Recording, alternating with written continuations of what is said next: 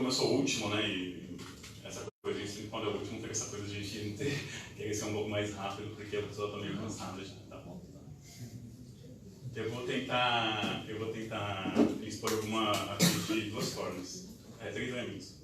A primeira é um pouco falar sobre o Instituto Chazinho, que é uma coletânea de textos, né, que ele foi escrevendo ao final da década de 70 e ao longo da década de 80, os principais, até vai até o neoliberalismo, por esse tempo, não. Aqui dentro tem uns textos importantes, que eu dois que eu vou centrar. Um deles que é um dos mais importantes, que máquinas paradas. As máquinas paradas de democracia. Esse é um dos principais textos que estão aqui, né, que condensa uma série de reflexões que ele vinha desenvolvendo antes, né, e que ele vai continuar desenvolvendo depois. Dentro desses elementos, dentro de alguns elementos que a própria pesquisa social, a pesquisa da ciência política, a sociologia do trabalho acabou superando e aprofundando em larga medida. Eu vou tocar um pouco nesses elementos. E outros, né, acabaram sendo assimilados como conceito na ciência social e até hoje. Eu digo sociologia do trabalho, tem um pessoal que não gosta desse negócio de sociologia do trabalho, né, então, eu sou cientista social, tem amigo que fala que é cientista social, tem amigo que fala que é sociólogo, tem amigo que fala que é cientista político, né. Eu uso sociologia do trabalho, que eu acho um termo mais popular. A primeira coisa é que o Chazinho parte de uma reflexão aqui para analisar a classe trabalhadora nesse ascenso, sobre o modo de desenvolvimento do capitalismo no Brasil, né? E a mudança que se dá no padrão de desenvolvimento a partir da década de 60, ou por Juscelino Kubitschek, o padrão de desenvolvimento, né? A questão da substituição das importações e tal. A principal coisa é a questão do T3, quando se passa aí nisso, então ele está ancorado numa discussão, na parte econômica, em três grupos importantes, que foram escritos no começo da década de 70. Né? Um é o do Paul Singer, né? Que é a crise do milagre.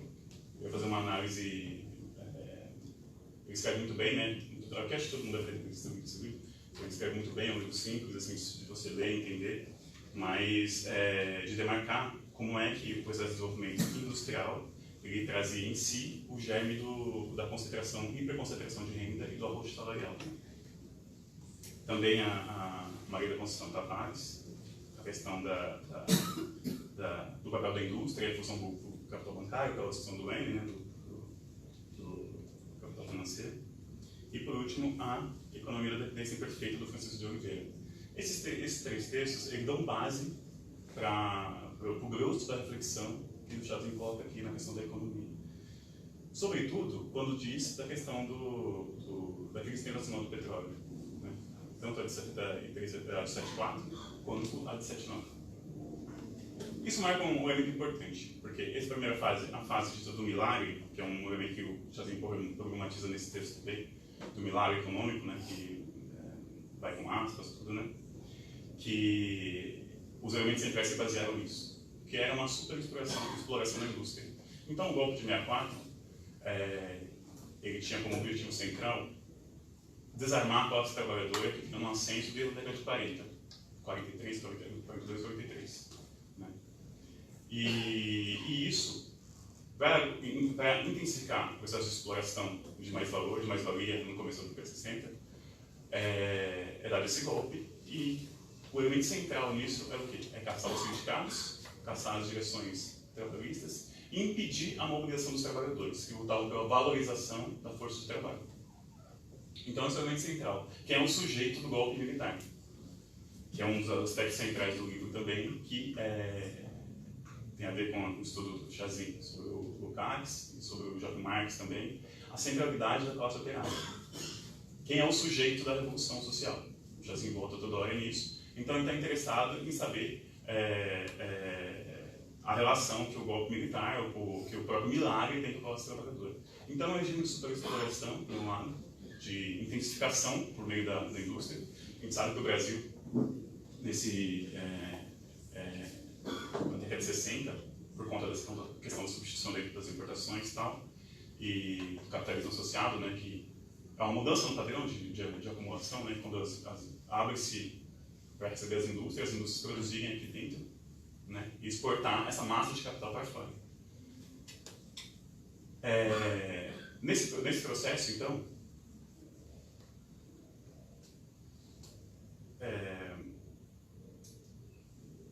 a classe trabalhadora, a mobilização da classe trabalhadora, então, ela tem que ser apeada. Apeada para que consiga, então, galgar esse novo nível de acumulação.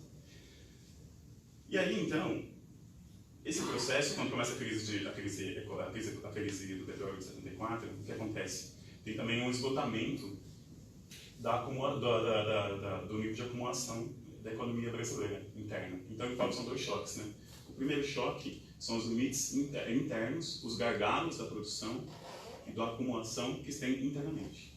O outro é o choque do petróleo. Essas duas crises se sobrepõem.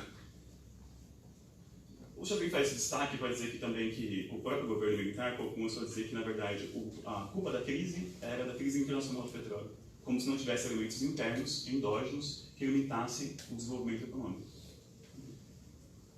E ele fala isso também, né, de forma até meio irônica, assim, né, que o Brasil viveu de golpes também, de golpes e milagres, né? Então, é o milagre da cana-de-açúcar, é o milagre da mineração, é o milagre, sempre tem é o milagre do café, sempre tem um milagre que move a economia, né? E dentro disso, o milagre mais vergonhoso, o mais fracassado de todos, que é o milagre da ditadura, que é o mais curto de todos, né? Um milagre de 4 anos, de 68 a 73, 5 anos. E aí, dentro dessa análise que ele vai colocar, ele vai, então, a partir disso, ele vai saltar para a questão das greves do ABC como uma resposta a esse padrão de superacumulação e superexploração. Esses fenômenos andando juntos, né? Um dos aspectos que fica fora da análise do Chazinho, primeiro, o texto é maravilhoso, quem nunca leu tem que ler. Esse texto é maravilhoso porque é um texto de propaganda quase, assim, então é um texto muito vivo, eu li a primeira vez em 2006, 2007.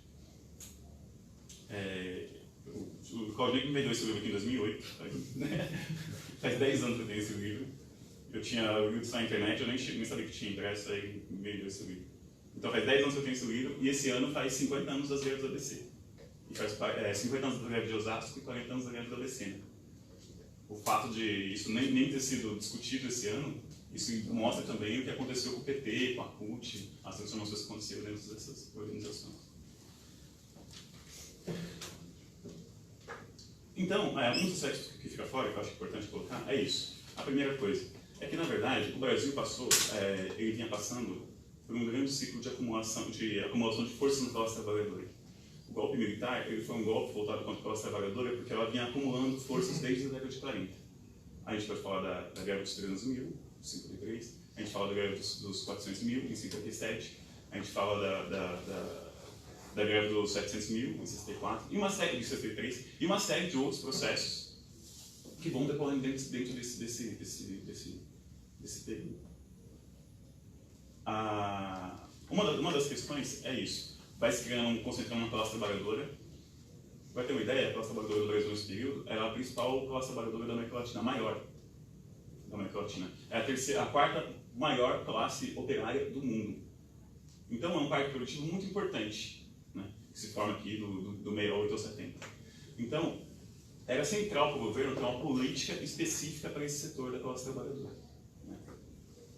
Então, a partir desse processo de 43, que é quando começa a crise mais profunda do governo de Getúlio Vargas, até 64, a classe trabalhadora vai acumulando muita força. Os sindicatos, né, comissões de fábrica, tanto que a greve de 53 é marcada pelas comissões de fábrica. Um amplo movimento de comissões de fábrica que, inclusive, escapa da dominação do PC. O Murilo Leal fez um livro interessantíssimo sobre isso, chama A Reinvenção da Classe Trabalhadora, que pega todo esse período pré-golpe. Porque tem essa discussão, né, como caracterizar o golpe em si. Né? Por exemplo, a bibliografia do trabalho, o João Goulart, por exemplo, o Muniz Bandeira, ele tem 3 livros, né? Um sobre o Goulart, um sobre o Jânio Quadros e um outro sobre o primeiro Goulart, que é o cara do Sul, lá, o Brizola. Um livro sobre cada um desses. E aí, vai caracterizar esse período do 64, 62, 64, aqui, para ele, 62, 64, para o Muniz Bandeira, um período de pré-revolucionário no cenário brasileiro. Para o Florestan Fernandes, na Revolução Burguesa, uma fase antessala da uma fase pré-revolucionária. Então você vê que ele tem uma coisa, um elemento de radicalidade da classe trabalhadora, de auto-organização, que fazia realmente pressão nas frações da burguesia. O Florestan Fernandes vai dizer isso, né? Que na verdade, que também é uma discussão que o Chazin ele tem um intercâmbio muito grande com o Florestan Fernandes, né? Esses três do Florestan, que é a Revolução Burguesa, Nova República, já é a abertura, né? E a ditadura em questão. Tem um trabalho muito interessante, uma troca de ideias muito interessante, muito instigante entre eles. Nesse que ele citou o Florestan várias vezes. De caracterização, então, que a classe operária se avança. Isso é importante para o Chazin, porque o Chazin é a centralidade da classe trabalhadora, da classe operária, e não um setor da burguesia nacional desenvolvimentista que tem que completar o capital, que o Chazin não tem como você completar um capital num país subdesenvolvido, por conta dessa questão da via prussiana colonial, né? Prussiana colonial, que é essa coisa de um país... o Lenin faz essa diferenciação, né? Da via prussiana e da via americana, essa revolução pelo alto, né? E atrasada e começa depois, né? No caso da Alemanha. No caso do Brasil, o Chazin fala que é pior, porque no caso do Brasil, ainda é dependente, né? A Alemanha é um caminho de desenvolvimento independente. Tem a ver também com a questão do fascismo também, que é muito interessante, a mesma ligação, né?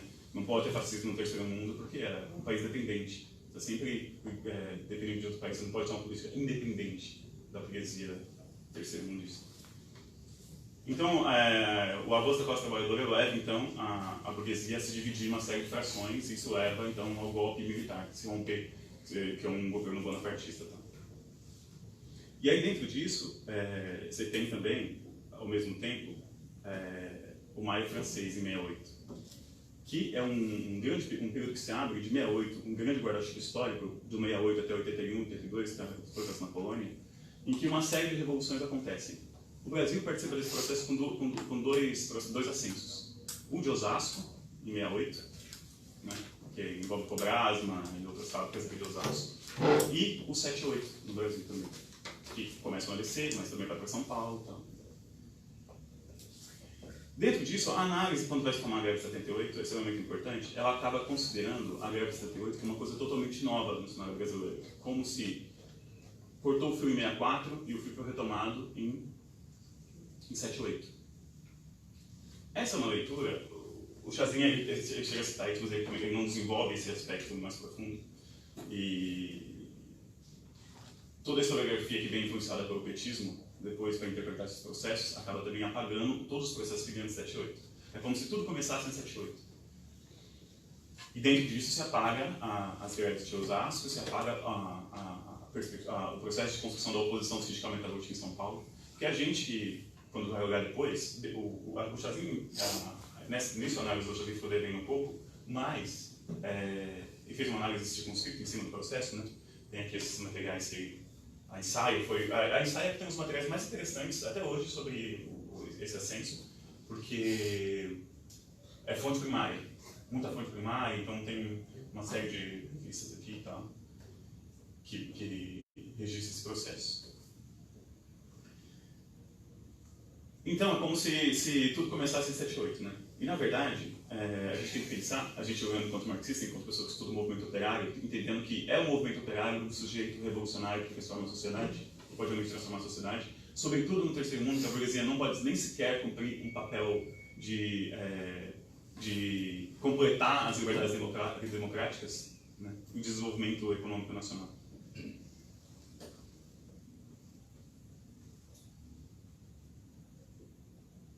Então, a centralidade disso é o quê? Primeiro, retomar o próprio processo de autoconstrução da classe trabalhadora durante esse período. Então, a gente que é marxista, a gente tem que pelo menos olhar esse eixo industrial, que vai desde de Osasco, passando ali pela Nações Unidas, ali, chegando a Vila Prudente, chegando até a ABC Paulista. Então, é um eixo industrial. Você pega o mapa lá, é uma faixa. E dentro desse eixo que se tem todos os processos de desenvolvimento da classe operária e do que tem de mais avançado da classe trabalhadora no Brasil no último período. Então, quando chega isso esse processo no ABC, primeiro o ABC é mais atrasado em relação a São Paulo. São Paulo é a indústria um pouco mais velha, a concentração mais velha, tem uma classe operária mais experiente, tem mais correntes, tem mais partidos. Então, quando chega em 78, o operariado do São Paulo é mais experimentado do que o do ABC. O do ABC, como a gente sabe, a indústria foi se concentrando posteriormente, década de 50 e 60, a Volkswagen, acho que é 59, a Volkswagen, e a Ford estava um pouco antes. Mas estavam se concentrando depois lá, a Mercedes também é desse período. Né? A Volkswagen é muito importante, a Volkswagen ela chegou a ter 40 mil operários. Né? Então, a Ford, a Scania 3 mil, a Ford 12 mil, isso tudo no período 78. 12 mil, a Mercedes 20 mil, então essa massa de operários concentrada em grandes fábricas, concentrada num espaço pequeno. Né? Isso gerou uma facilidade para a atuação do sindicato ali. E aí, na verdade, quando o Chazin vai analisar essa greve, primeiro ele toma com grande entusiasmo essa eclosão desse movimento, né? E, por outro lado, aponta os limites que tem a direção desse sindicato, que é, no caso, os autênticos. No caso, mais especificamente, o Lula. Os autênticos, porque autêntico é um nome que surgiu ali no final da década de 70, 77, para se diferenciar dos peleiros. Né?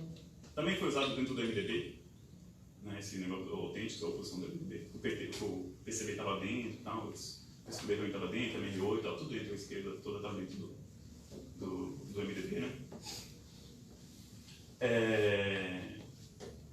E dentro desse processo, então, uma coisa que você faz é reivindicar uma história do sindicato ABC como se fosse uma coisa totalmente nova na história e, ao mesmo tempo, como se fosse uma trajetória de combatividade ao longo dos 70. O que é falso. Esse livro aqui do Vargas e Rainho, Vargas ele foi secretário-geral do sindicato, né, do ABC durante muito tempo e tal. Ele escreveu esse livro no calor do momento, assim. Hoje ele não publicaria esse livro. Então é muito bom ler esse livro, é difícil de achar, eu acho que a tiragem foi pouca, sei lá. E esse livro mostra a atuação do sindicato ao longo da década de 70. Que contraria o que o próprio partido conta e que os próprios sindicalistas contam sobre esse processo. Primeiro, Paulo Vidal, né, que é um colaborador da ditadura. Né? Tem uma série de relatos aí, tem, por exemplo, esse aqui da tomada da Ford, um dos operários da Ford, tal, que conhecia, e foi dedurado, ele montou 2 chapas de oposição ao Vidal, e o DOPS pegou os caras, pegava a oposição, prendia os caras durante o processo eleitoral, batia neles, torturava, soltava depois das eleições. E 2 vezes aconteceu isso, em 69 e em 72. Né? E o próprio Tribuna Metalúrgica, o jornal do sindicato, o Vidal publicou uma das ocasiões, tipo, 2 páginas homenageando o Médici, né? Com um grande dirigente nacional, que a indústria nacional cresceu muito durante o Médici, e que o sindicato ABC era um grande parceiro desse governo e tal. E o Lula, ele foi convidado para compor essa entidade nesse sindicato, como secretário. Eu não lembro direito, acho que era secretário de filiação, era uma coisa assim, não lembro direito qual que era. Mas era um cargo pequeno, assim, não muito importante, né, em 69. E aí, quando o Vidal se afasta para ser candidato a vereador, acaba que o Lula acaba assumindo, né? Então, enquanto o Vidal tinha essa tradição de delatar, dedurar os sindicalistas, os militantes, né? Que mesmo durante a ditadura, as greves, as mobilizações operárias não deixaram de acontecer. Tanto em 68, né, que é o mais importante, na verdade, assim, uma divisãozinha que a gente faz, né? 64, 66 é um processo de grande repressão, de perseguição em geral aos militantes, cassação e eleição dos interventores nos sindicatos. E 66, 68 é um período que a esquerda sindical e também política meio que consegue se reorganizar. Com a crítica ao PC, com o caso dos Carlos de Osasco, Ibrahim, né, que é uma figura mais conhecida, que consegue se reorganizar e tomar o sindicato, chegar ao sindicato e derrubar os pedreiros. Em São Paulo perde essa perspectiva, né, que estava o Valdemar Rossi, o Elias Stein e outras pessoas que estavam no sindicato de São Paulo. Não consegue vencer o sindicato. Então forma-se essa oposição desde Osasco E, na verdade, quando chega, inclusive isso, né? O próprio Lula, quando vai falar dessa questão das greves de Osasco, como uma coisa totalmente errada, que não deveria ter sido feita e que não se poderia fazer aquilo lá, não sei o que, não sei o que. Uma forma mais de reivindicar a própria posição, né? Mas o fato é que, depois com a crise do choque do petróleo, a crise do petróleo de 73, 74, o que acontece? 74, na verdade, o que acontece? Uma onda de mobilização começa a eclodir. Tem os jornais do PC que mostram, por exemplo, tipo, depois de 73, 75, sei lá, 40 greves. As greves continuam acontecendo. Então, aconteceu a I-68, teve uma interrupção, entrou o AI-5, né, no final de dezembro de 68, mas isso não impediu as greves continuaram acontecendo. Não greves de categoria, não greves como a de Osasco, né, daquele tamanho, da proporção, com 15 mil trabalhadores, ou de Contagem, né, tal. Greves de pequenas proporções, mas as greves continuaram sempre acontecendo. E em 73, 74, essas greves são retomadas. Dentro desse processo, começa a ter mobilizações de grande proporção, de proporções públicas, manifestações públicas, como por exemplo no velório do Vanuc, do Agostinho Vanuc, né? Ou do Herzog também, em 73, 75, né? Uma série de movimentação começa a acontecer. Na oposição sindical em São Paulo, por exemplo, eles formam o Interfábricas, reuniões, conselhos de fábrica que se reúnem para discutir campanha salarial, para discutir mobilização, organização do classe trabalhadora e formações de comissões de fábrica. Então, esse período de 75 até 78 é um período de reorganização do movimento operário. O sindicato do ABC sente essa pressão e começa a ir um pouco mais à esquerda, com o Lula na presidência já do sindicato. Né? Mas ainda é um tipo de militância feita por cima, pela agenda do sindicato. Tem a reivindicação que o sindicato faz, pega a pauta a questão os dados inflacionários, monta a pauta em cima, pega o advogado, encaminha a pauta vai lá, tal, consegue isso, consegue aquilo, vê o que consegue. Esse aspecto acabou, era um fio de continuidade com o Paulo Vidal. O Paulo Vidal também fez a mesma coisa. Né? Inclusive, também outro elemento que o Paulo Vidal colocava, que era o fator lucratividade do ABC. Separar o sindicato do ABC da Federação do Estado de São Paulo, da indústria. Ele tinha um índice geral, ele foi lá e lutava para separar, porque falava que o ABC produzia mais, não sei o quê, que na verdade é uma bandeira meio, não sei se conservadora, mas reacionária, mas provavelmente conservadora. Que é de separar aquele setor que produz mais valor agregado, isso é verdade, porque são 5 fábricas produzindo milhões e milhões e milhões, diferente das milhares de fábricas que tinha em São Paulo, né? São Paulo tinha um eixo, uma base sindical com em torno de 400, 450 mil operários. Era muita gente. Enquanto no ABC era 30, 150 mil pessoas. Então, uma grande base, mas todo mundo muito fragmentado. Pequenas fabriquinhas de 5, 7, 10 mil, 8 mil, 2 mil, 1.500, 800. Né? A Zama, por exemplo, tinha 300 operários. Né? Fábricas pequenas, até fábricas de grande porte. Algumas fábricas com vida sindical, outras com zero vida sindical. Né? Mas esse elemento de conseguir separar a base do ABC acabou dando uma proporção de popularidade do sindicato, porque isso retornou financeiramente para a base sindical, em reajustes melhores para o ABC. Então isso acabou criando um foro de sustentação economicista para o sindicato. Então esse é o primeiro aspecto. O primeiro aspecto, na verdade, não tinha nada de combatividade no Vidal. Segundo, que a versão do Lula é uma continuidade absoluta. Né? Tá. E isso vai se mostrar em 78. Em 78, quando estoura a greve da Scania, primeiro estava tendo outras greves espontâneas durante 77 e uma série de outras movimentações. A principal delas, o movimento pela reposição salarial. Em 73, né, vocês lembram lá, os caras falsificaram os dados de reposição, que é o governo que soltava os dados de reposição da inflação, e aí eles falsificaram esses dados. O Delfim Neto, o cara que foi lá e pôs a caneta lá. E aí, em 77, o Banco Internacional Interamericano descobriu essa falsificação e divulgou internacionalmente, já foi o São Paulo divulgou aqui, e isso gerou uma revolta gigante na classe trabalhadora. Isso obrigou todos os sindicatos a se colocarem em movimentação pelo aquele reajuste, que no caso era 34,1%. É muita grana. A galera estava passando fome, tanto tem as marchas da fome, da panela vazia, que tem um movimento na série em 79 e tal, né? O Possível trata isso naquele livro lá sobre movimentos sociais. É um artigo dele lá muito bom sobre isso. Acho que é o principal até hoje. Então gera uma grande revolta, né?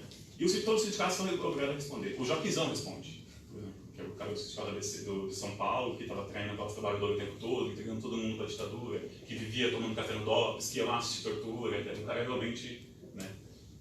Relatos que não tem do Lula, por exemplo, né? Uma ligação que aparece em 75, publicamente, e não aparece como alguém que entrega as pessoas para o DOPS. Embora ele fale que foi chamado no DOPS, foi super bem tratado pelos torturadores, foi lá, tomou um cafezinho com as outras pessoas. Isso está naquele livro Lula, Entrevistas e Discursos, de 82. Ele mesmo diz isso. E aí, mas qual a atuação do Lula no 78? A atuação dele no 78 é assim, a greve do História partiu primeiro na Scania, e se espalha, uma semana na Scania, depois mais uma semana na Ford, e vai seguindo, né? Uma semana, na Mercedes não consegue parar inteira, na Volkswagen também não consegue parar a fábrica toda, mas isso se espalha por São Paulo inteiro e depois para o Brasil todo, né? E vira em outubro de 78, a primeira greve geral pós-ditadura, que foi em 78 em São Paulo, não foi na ABC. A primeira greve geral não foi em 79. Isso é um erro historiográfico, reproduzido pela intelectualidade petista, reproduzido pelos historiadores de corte petista, né, para valorizar a greve de 79 e apagar essa história anterior. Tem foto, tem documento, tem ata do sindicato, tem tudo. Uma greve de 2 dias, decidida por 40 mil operários, aqui no centro de São Paulo, ali no lado da Sé, pela rua.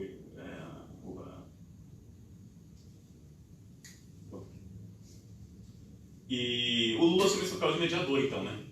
Ali, das greves. Quando essas greves chamam ele para negociar as greves, que é o presidente do sindicato. Isso alça o sindicato à esfera pública, né? Ele dá entrevista para Playboy, ele dá entrevista para tudo quanto é tipo de revista, para Marie Claire, tudo quanto é tipo de revista nacional. Ele vai na TV, ele vai no rádio. Ele é escolhido pela ditadura como um intermediário. Ele também admite isso. Ele também admite isso nesse entrevista de discursos. Que em um certo momento ele começou a desconfiar que ele estava sendo usado pelo regime militar. E ele estava mesmo. Ele era a figura perfeita, porque ele queria a projeção própria e do próprio sindicato, e ele se baseava no discurso econômico, 10%, reivindicação econômica. E isolava todo o movimento da oposição sindical em São Paulo. O Joquizão, que poderia ser uma figura de São Paulo, não podia ser, porque a oposição queimou ele durante 10 anos. Nas fábricas, na porta das fábricas, com boletim, enfrentando os bate-pau dele e tudo mais. O Lula também depois ganhou um grande corpo de bate-pau, né? Bate-pau, para quem não sabe, é uma segurança privada, na maior parte das vezes ideologicamente convencida, né? Que vai lá para dar porrada na galera da esquerda. Né? E o Lula não estava sozinho nisso, né? O PCB compôs com ele, o PCdoB compôs junto, MR8 compôs, o MEC compôs, uma série de organizações de corte stalinista compuseram com o Lula. Com críticas, com rusgas e faíscas, mas compuseram. Né? Tanto que o Alemão, que é um dos caras que aparece lá no... Tem um filme muito importante, está em documentário, que isso é muito legal, isso como foi um dos principais assuntos da história brasileira. Do El Risma. Acho que vocês duas também, né? As greves do ABC. O El Risma, ele fez um documentário muito importante, que é o ABC da Greve. Tem um do João Batista de Andrade também que chama A Greve. Chama Greve, eu acho, com um ponto de interrogação. Tem um que é muito ruim, que na verdade é só para promover a figura do Lula, que é do Tapajós, que é o Linha de Montagem. Esse é uma droga. É só para mostrar. Não, compara o Linha de Montagem com o ABC da Greve. A ABC da Greve mostra as vacilações. Por exemplo, em 79, quando teve a greve, que foi a primeira greve organizada pelo ABC, pelo sindicato mesmo, tal, que a anterior foi espontânea, né? Considerando que o Lenin fala, né, que o espontâneo é o embrião do consciente, né, não tem que fazer. Então toma também o espontâneo como uma coisa mágica, abstrata, que surge do nada, na verdade são anos de acúmulo de experiência. Quando você compara os dois, você vê como tem uma edição para colocar o Lula como um herói, como se ele tivesse feito tudo certinho e tal. E, na verdade, quando você vê na greve de 79, faz 10 dias de greve, né, primeiramente. E aí o Lula tenta acabar com a greve. E vai numa assembleia e tenta mobilizar a greve, porque consegue um acordo por fora e tal. E quer preservar a figura dele próprio como dirigente sindical e se opor aos outros correntes, né? E ele entrega a greve em 79. Volta aquela trégua de 45 dias. Depois da trégua, a gente vai fazer um intervalo, voltamos a trabalhar, vamos negociar com as máquinas funcionando. E aí, quando as máquinas voltam a funcionar, ele chama uma assembleia, vai na assembleia e manipula a assembleia, manipula mesmo, dá pra ver que aqui tem todos, vários textos dele, os discursos, né? Então dá pra você analisar o discurso, ele entrega a greve mesmo. E dentro disso, que é o principal aspecto, é como é que o Lula... Então, ele já se coloca como um mediador, que é a mesma figura que ele exerceu no governo nacional. Foi uma mediação entre os empresários, entre o patronato da indústria, os industriais, a Fiesp, a Firjan, né, os latifundiários, bancada loyalista, um setor da classe trabalhadora mais precarizado, né, que sua família, o setor de classe média, que conseguiu crédito, que conseguiu crediário, conseguiu comprar de carro, comprar mais um carro, conseguiu ir para o exterior. Eu mesmo fui para a Argentina, eu fui para o Uruguai, eu fui para a Espanha, nesse período que facilitou uma série de coisas. Né? E aí, para ter esse papel de mediação, qual é o mote que o Lula conseguiu fazer? Não o Lula, mas todos os autênticos. Isolar as comissões de fábrica. Isolar a autodeterminação da classe trabalhadora. Onde havia comissões de fábrica no ABC, os autênticos perseguiam, caguetavam, tirava fora, colocava bate-pau para bater nos caras. Combateram as comissões durante todo o período. O Ricardo Antunes passa um pano para isso, no livro dele, A Rebelião do Trabalho. Um monte de comissão, falso. Também está aqui as entrevistas do Lula falando, onde aparecia a comissão, a gente ia lá e caçava, a gente ia lá e desmobilizava. Porque o problema não é de meia dúzia de pessoas na comissão, o problema é da classe toda, da categoria, é o povo. Com esse discursinho, ele ficou perseguindo as comissões. Só aceitou as comissões quando não teve como negar. Depois de 78, 79, 80, né, as comissões se impuseram como realidade. Em São Paulo, mais de 200 comissões registradas. No ABC, perseguiu durante 10 anos, ainda assim, uma série de comissões. A primeira comissão foi a da Ford, em 81, né? O Jorge Preto no...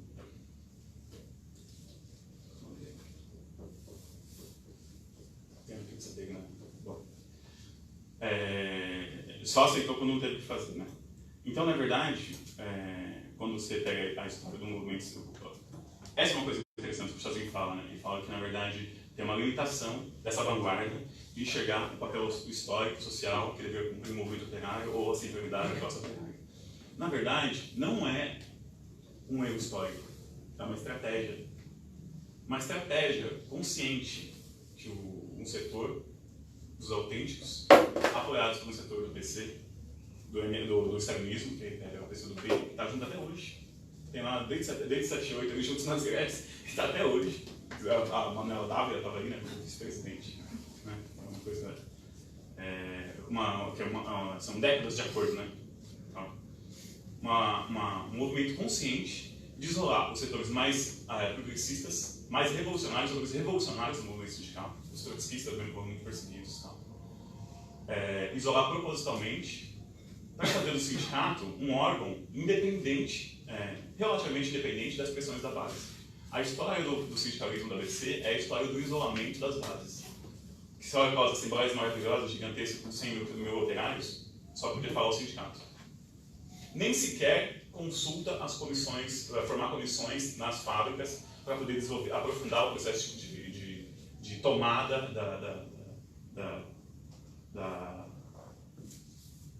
do protagonismo operário. Conseguir organizar o protagonismo operário. Porque falar, uma assembleia com 100 mil operários não dá para todo mundo falar, óbvio que não dá.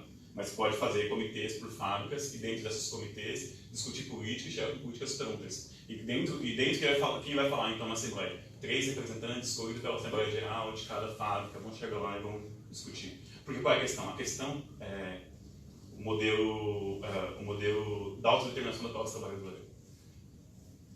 Os produtores livremente associados discutirem os destinos da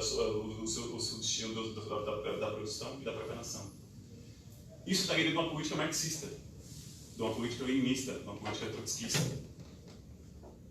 Então isso demarca que petismo surge não como uma alternativa marxista. Desde o início, como o Xadrez já colocava, como uma série de pessoas colocavam, embora era certo entrar no PT no começo, era um partido operário independente, uma fusão do que tinha de mais avançado na classe trabalhadora brasileira, no que teve. É o maior produto do ascenso. Né? As comissões de fato, elas teriam aprofundado as bases desse movimento, tornado ele mais forte ao longo dos 80, ampliado a conscientização do proletariado e no seu exercício de autoconstruir-se. Mas não era esse o interesse do sindicalismo do ABC, não era esse o interesse dos autênticos. O interesse deles era a mediação entre setores do proletariado e da burguesia no órgão estatal. Isso.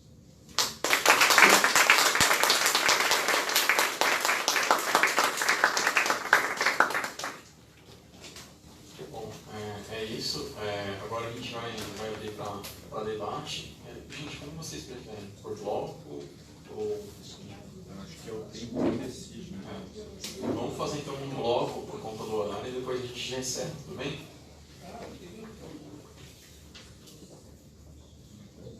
Calma. Todo mundo está falando.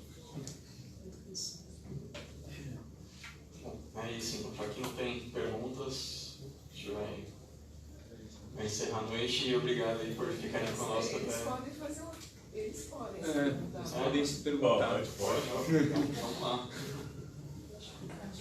Não? Todo mundo Então tá bom. A gente encerra por aqui e a gente agradece a presença de todos até essa hora, gente. Muito obrigado.